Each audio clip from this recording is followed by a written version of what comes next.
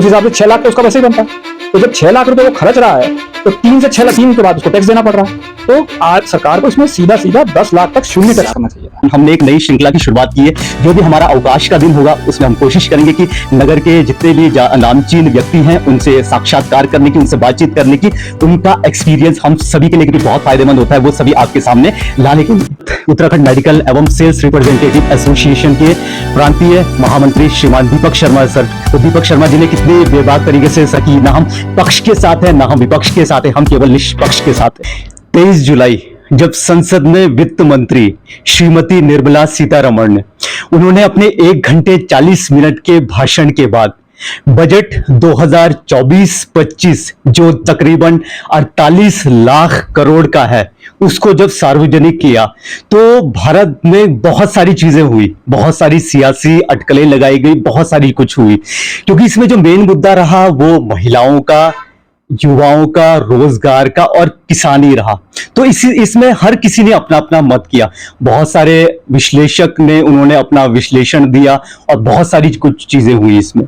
और सियासी हलचल की बात करें तो दरअसल जो सत्ता पक्ष है, सत्ता पक्ष ये कह रहे हैं कि इस प्रकार से उन्होंने ये बजट को निर्धारित किया है कि आने वाले समय पर भारत के विकास को देखते हुए ये सारा बजट तय किया गया है। साथ में ये भी किया गया है कि हर तबके को, हर वर्ग को कुछ ना कुछ सहूलियत मिलेगी इस बजट के द्वारा और ये आने वाले समय पर खुशहालियां लेके आएगा। लेकिन क्या सही में खुशहालियां लेकर आएगा? क्योंकि वही हम विपक्ष की बातें सुने तो विपक्ष तो कटाक्ष लगा रहा है, बहुत सारे तंज बन रहे हैं सरकार के ऊपर। जैसे कुछ मैं बोलना चाहूंगा आपके साथ, सभी के साथ, कि ये मजबूत बजट है या फिर मजबूर है। दूसरी चीज, काफियों ने कुछ और भी बोला है कि ये कुर्सी बचाने को लेकर ये बजट बनाया गया है। काफियों ने ये कहा कि अपने सहयोगी दलों, जो कि सहयोगी गठबंधन की सरकार है, उनको खुश करने के लिए ये बजट तैयार किया गया। और दर्शकों एक चीज मैं आपको और बताऊं, जैसे ये बजट आया शेयर बाजार धड़ल्ले से नीचे गिर गया था, उसके बाद थोड़ा बहुत सांस पे सांस आई, तब जाके ये उछला। तो बहुत सारी चीजें हुई हैं, अलग अलग विश्लेषकों ने विश्लेषण किया है, शोध किया है और बहुत सारी चीजें हुई है। आप सभी को नमस्कार, आप सभी का स्वागत है आपके अपने चैनल कोटनाला केदार में। मैं आपका मित्र हिमांशु कोटनाला। तो आप लोग काफी समय से सोच रहे होंगे कि इस जो हमारा चैनल है, क्योंकि 3 चैनल है, इस चैनल में हम लोगों ने काफी समय से वीडियो अपलोड नहीं की है। दरअसल हमने एक नई श्रृंखला की शुरुआत की है। जो भी हमारा अवकाश का दिन होगा उसमें हम कोशिश करेंगे कि नगर के जितने भी नामचीन व्यक्ति हैं उनसे साक्षात्कार करने की, उनसे बातचीत करने की, उनका एक्सपीरियंस हम सभी के लिए, क्योंकि बहुत फायदेमंद होता है, वो सभी आपके सामने लाने के लिए। तो ये बजट को सरलता से सुनने के लिए कि क्या रहा इस बजट में, कौन सा तबका खुश है, कौन सा तबका बिल्कुल निराश है, इसको जानने के लिए इस समय हमारे साथ मौजूद हैं उत्तराखंड मेडिकल एवं सेल्स रिप्रेजेंटेटिव एसोसिएशन के महामंत्री हैं, निकाय के महामंत्री हैं, प्रांतीय महामंत्री हैं श्रीमान दीपक शर्मा जी। तो सर के बारे में बात करें तो सर को 34 वर्षों से ज्यादा का एक्सपीरियंस, अनुभव है दवा क्षेत्र में एज अ दवा प्रतिनिधि। साथ साथ में सर एक बहुत अच्छे विश्लेषक भी हैं जो अलग अलग शोध करते हैं और विश्लेषण करते हैं, चाहे वो किसी भी प्रकार का मुद्दा हो। तो और ये हमारा पहला टॉक शो कर रहे हैं हम, तो हम सौभाग्यशाली हैं कि सर का आशीर्वाद हमें मिला है। हम तहे दिल से सर के आभारी हैं कि सर ने हमें ये मौका दिया। धन्यवाद हिमांशु जी। और मेरे लिए बड़ा सौभाग्य का बात है कि कम से कम आपके चैनल के माध्यम से मैं अपनी बात रख सकूं आम जनता के बीच में, और जो बजट आया है उस पर अपना विश्लेषण दे सकूं। जी। तो आगे शुरुआत करेंगे हम। कुछ प्रश्न तो देखिए बहुत सारे हैं, क्योंकि ज्यादातर जो जनता है वो निराश ही है इस बजट के साथ। तो हम देखेंगे एक चीज और, ना हम पक्ष के साथ है ना हम विपक्ष के साथ है, हम केवल निष्पक्ष के साथ है। तो शुरुआत करते हैं सर।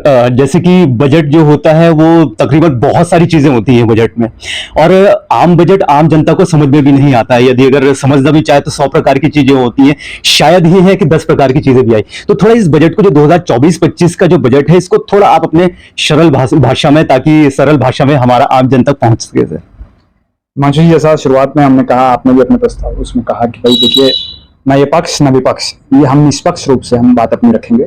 और ना ये अगर कोई भी सरकार होती वो अगर इस तरीके का बजट पेश करती तो वही जो हमारा वक्तव्य रहता वो सबके लिए यही रहता। जैसा आपने कहा कि ये मजबूत बजट है या मजबूर बजट है, तो मेरे हिसाब से ये मजबूर बजट है। ओके, अच्छा। और सरकार बचाने का बजट है, हाँ जी। कुर्सी बचाने का बजट है। और जिस हिसाब से 7वीं बार माननीय वित्त मंत्री मोदिया ने ये बजट पेश किया, तो बड़ी उम्मीदें थी जनता को, क्योंकि मोदी 3.0 का ये जो बजट था उससे बहुत आम जनता को बहुत ज्यादा उम्मीदें थी, जिस पर कि सरकार खरा नहीं उतर पाई। इसमें मुझे कोई झिझक नहीं है कहने में। 48.21 लाख करोड़ का बजट पेश किया, लेकिन आप विभिन्न क्षेत्रों में देखेंगे तो उसमें कोई बहुत ज्यादा बदलाव नहीं किया गया। आपने देखा होगा कि सिर्फ और सिर्फ इतने राज्यों में 2 राज्यों को तरजीह दी गई, जिसमें कि बिहार, जिसमें 60,000 करोड़ का उनको बजट दिया गया, आवंटित किया गया। 15,000 करोड़ आंध्र प्रदेश को। आप आंध्र प्रदेश को देखिए, जहां की सिर्फ राजधानी बनाने के लिए, अमरावती राजधानी बनाने के लिए 15,000 करोड़ का बजट आवंटित किया गया, विशेष राज्य का दर्जा देने के लिए। अब अगर हम इसमें डिबेट में जाएंगे तो बहुत ज्यादा होता है, क्योंकि अगर हम उत्तराखंड की परिप्रेक्ष्य में बात करें तो जहां वह 10 साल बाद ही उसको विशेष दे दिया गया, हमारे राज्य को तो आज 24 साल हो गए, आज तक हमको कोई अभी ना कोई दिया जा रहा, उसमें औद्योगिक पैकेज दिया गया, तो शुरुआती दौर में मिला वही मिला, उसके बाद तो हटा दिया गया, और ना ही कोई विशेष राजधानी के लिए बनाने के लिए हमको कुछ विशेष अनुदान। हम तो कह रहे हैं कि आप इसको भी विशेष राज्य का दर्जा दीजिए। भौगोलिक परिस्थिति देखिए उत्तराखंड की भौगोलिक परिस्थिति को देखते हुए तो सबसे पहले इसी को देना चाहिए था, लेकिन नहीं दिया गया, क्योंकि लोकसभा के देखेंगे तो 5 ही वो है, 5 सांसद हैं, पांचों भाजपा के पास ही है, तो सरकार को उन्होंने उस पर ध्यान नहीं दिया। हाँ, यहाँ भी 20-25 होते तो शायद इसको विशेष राज्य का दर्जा मिल जाता। बिल्कुल, बिल्कुल। सर, जैसे आप स्वास्थ्य संबंधी पूरे स्वास्थ्य विभाग से आप जुड़े हैं और आप एक बहुत बड़े नाम है स्वास्थ्य, उसमें मैं गाइज आपको बता दूं दर्शकों, बहुत बड़ा नाम है सर को, कोई किसी नाम की जरूरत नहीं है स्वास्थ्य विभाग में। तो सर आप बताएं कि इस जो ये बजट आया है, इसमें स्वास्थ्य मंत्रालय से रिलेटेड या स्वास्थ्य वर्ग से लेकर, जैसे क्योंकि बहुत सारी महंगी महंगी मेडिसिन होती है, चाहे वो कैंसर से रिलेटेड हो, चाहे वो किसी भी प्रकार की हो, तो उसमें कुछ रियायत दी गई, उसमें किस प्रकार से आमजन को फायदा होगा? देखिए, आम जनता को सबसे पहले ये समझना चाहिए कि जो हमारी जीडीपी है उसका सिर्फ और सिर्फ 2.6% बजट जो है वो स्वास्थ्य के नाम पर दिया गया है, जबकि आप जितने भी विकसित देश देखेंगे सबसे ज्यादा स्वास्थ्य पे दिया है, 5%, 5.5%, अमेरिका, जर्मनी, वहाँ इसके बराबर है, 4.8% है जीडीपी का, हमारे यहाँ सिर्फ 2.6% है।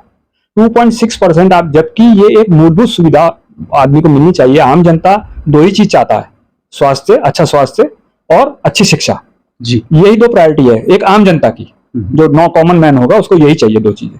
अगर सरकार इन्हीं 2 चीजों में क्षेत्रों पर नहीं कर पा रही, मेरे हिसाब से कोई भी सरकार अगर नहीं कर पा रही है तो वो सरकार फेल है।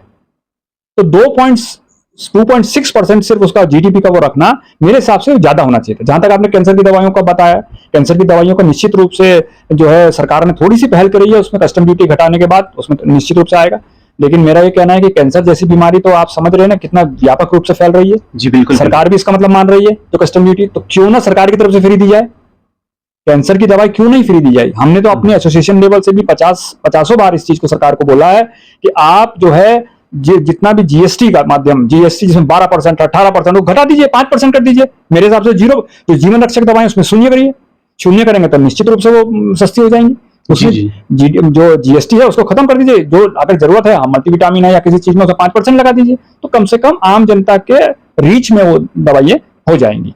तो इसमें ये कहना कि साहब कैंसर की दवाओं में कस्टम ड्यूटी हटाने से बहुत ज्यादा फर्क पड़ने वाला था, उतना नहीं पड़ेगा। हाँ, निश्चित रूप से कैंसर के जो रोगी हैं उनको थोड़ा बहुत राहत मिलेगी, लेकिन मेरे हिसाब से राहत जो मिलनी चाहिए थी, आपको कैंसर रोगियों को पूरा इलाज स्वास्थ्य सरकार की तरफ से निःशुल्क होना चाहिए, क्योंकि आदमी की पूरी पीढ़ी की पीढ़ी खत्म हो जाती है कैंसर का इलाज कराने में। बिल्कुल बिल्कुल। आज जिस हिसाब से चल रहा है, तो आदमी इतना मानसिक रूप से तो परेशान रहता ही है, आर्थिक रूप से भी इतना झकझोर दिया जाता है कि एक आदमी कैंसर पीड़ित हुआ, उसके साथ 4-5 आदमी साथ में वो भी पीड़ित हो जाते हैं आर्थिक रूप से।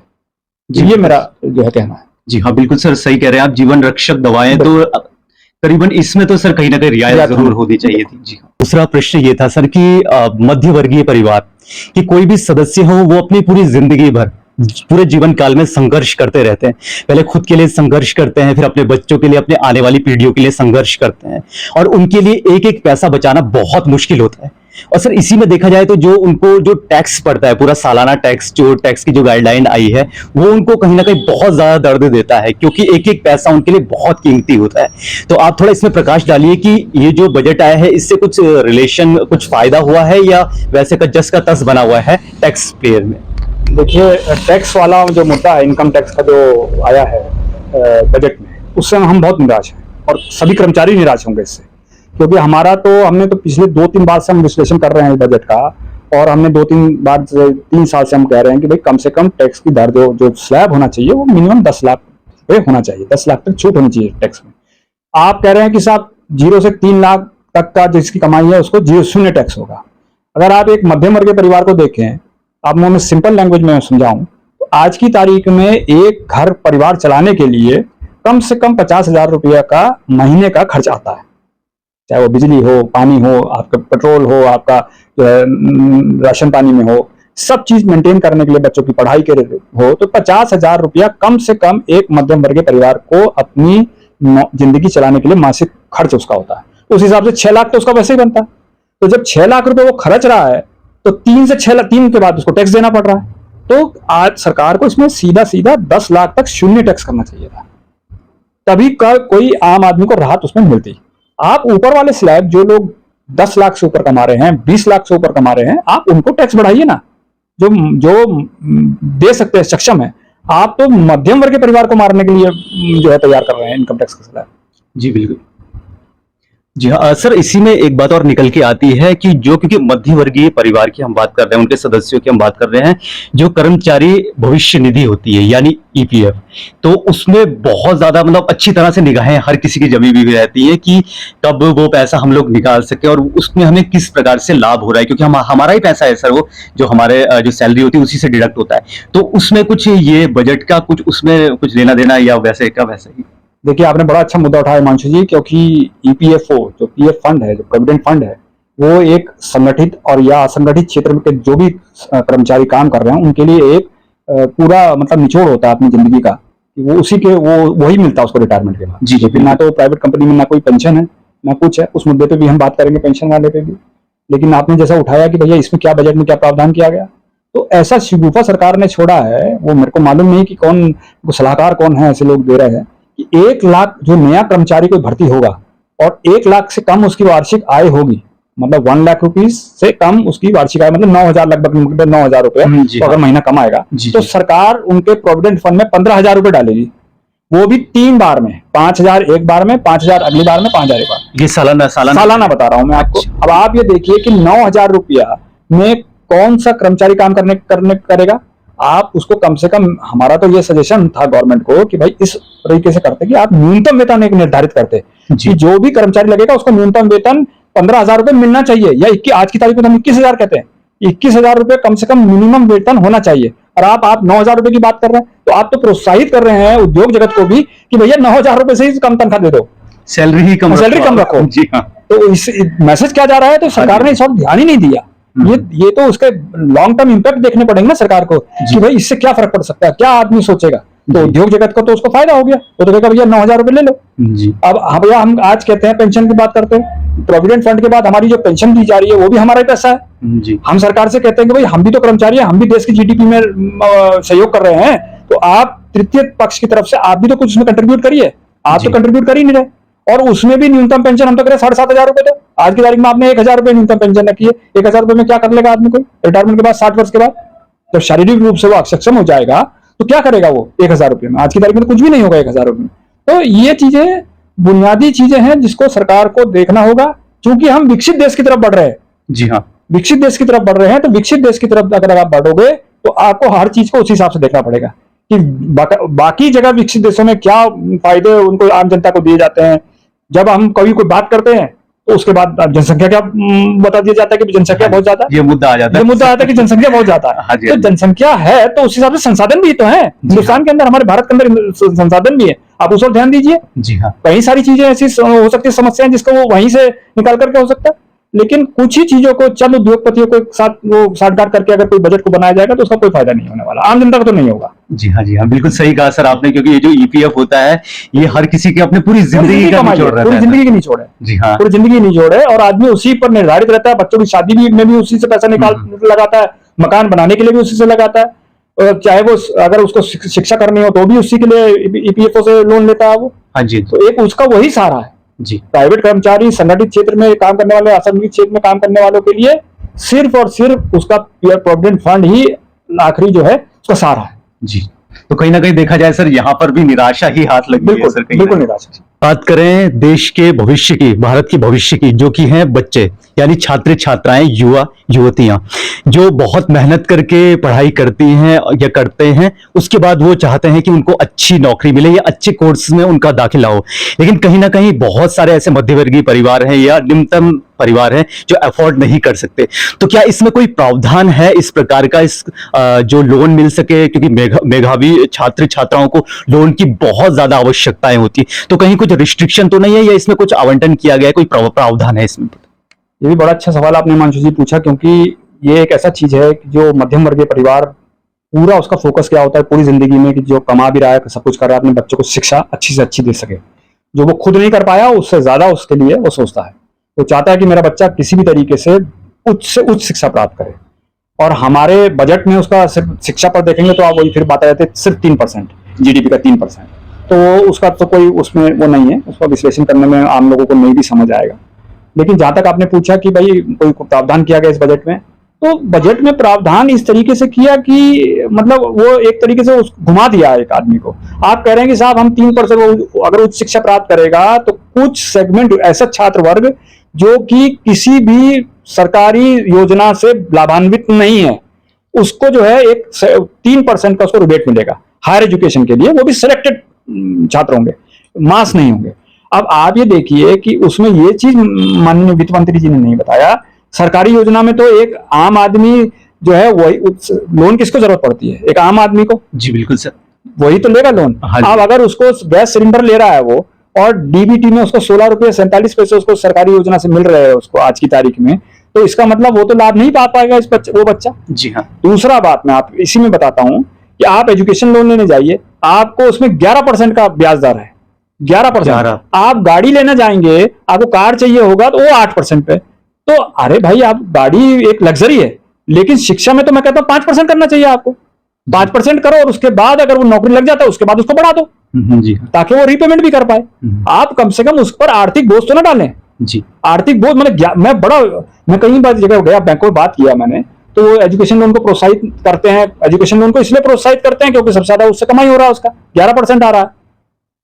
तो ये सब चीजें उसको देखना पड़ेगा। अभी उन्होंने एक नया चीज निकाल दिया कि 1 लाख जो लोग हायर एजुकेशन लेने के बाद किसी 500 कंपनियों को उन्होंने वो कहा कि वो रखेंगे और उनको 5,000 रुपया इंटर्नशिप में दिया जाएगा, सिर्फ 1 लाख। अब वो 1 लाख कौन छात्र को सिलेक्ट करेगा? पूरे हिंदुस्तान से 1 लाख की अगर छात्र ही जा पाएंगे और उनको नौकरी मिलती है, 5,000 रुपये इंटर्नशिप देंगे, तो ये तो बड़ा मतलब हास्यास्पद बात कर दी ना आपने। केवल 1 लाख 1 लाख छात्र, सिर्फ लिमिटेशन है उसमें 1 लाख छात्र। अब वो 1 लाख छात्र कौन होंगे?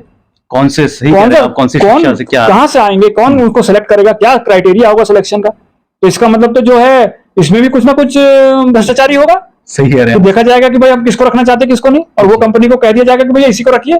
जी। और 5,000 रुपये क्या आप बड़ी मतलब बीटेक और 15-15 लाख रुपए आज की तारीख में बीटेक और उसमें लग रहा है, तो हायर एजुकेशन में लग रहा है, उसके बाद आप 5,000 रुपये इंटर्नशिप। इससे बेटर तो अगर वो खुद ही वैसी करता था तो कंपनियां वैसी 10,000 रुपये दे देती थी। तो आप दूसरी तरफ कंपनियों को भी ये कह रहे हैं कि भैया 5,000 रुपये दो, क्योंकि आपको सब तरीके से बेनिफिट दिला रहे हैं सरकार।